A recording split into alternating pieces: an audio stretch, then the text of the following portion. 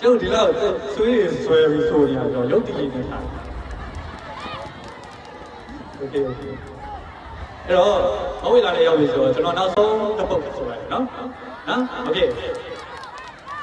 ဆိုရမှာလားဆိုအောင်မလားဆင်းရတော့မလားပြော OK ဟုတ်ပြီ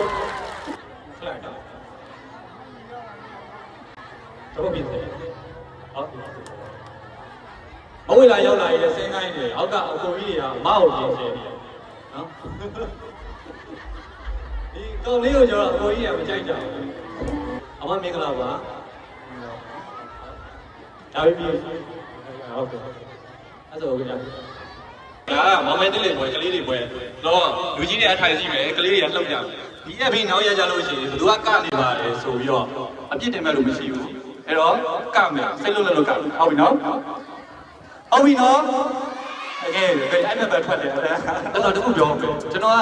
ဒီနေပြီးတော့ပေါ့နော်ပြင်မနာလားအဲ့တော့ခါဝင်းနဲ့ရောက်တော့လည်းမပြီးဘူးဒီဘက်တွေရောခါဝင်းနဲ့ရောက်တော့ပြင်ကြတာမပြီးဘူးလားနော်အဲ့ဒါမဲတူတာပေါ့မပြီးဘူးစာမယ်နော်အမျိုးဖိလို့မကရင်ဒီအလေရဲ့လိုမကရင်နော်အကုန်ပြချတယ်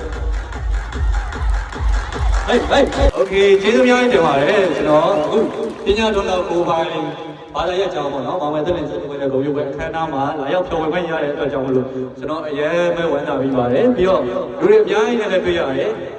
အမှန်တမ်းပြောရရင်ကျွန်တော်ဒါ first time လူတွေအများကြီးရှေ့မှာအရှင်းတွေအများကြီးဆိုဘူးတာပဲအဲ့တော့အရင်လည်းဝမ်းသာတယ်အရင်လည်းပြင်းဖြစ်တယ်ပြီးတော့နောက်ခေါက်တွေလည်းပြန်ပြီးတော့ဆုံးချင်ပါကြရโอเคအဲ့ဆိုတတာဟုတ်ကျေးဇူးများတင်ပါတယ်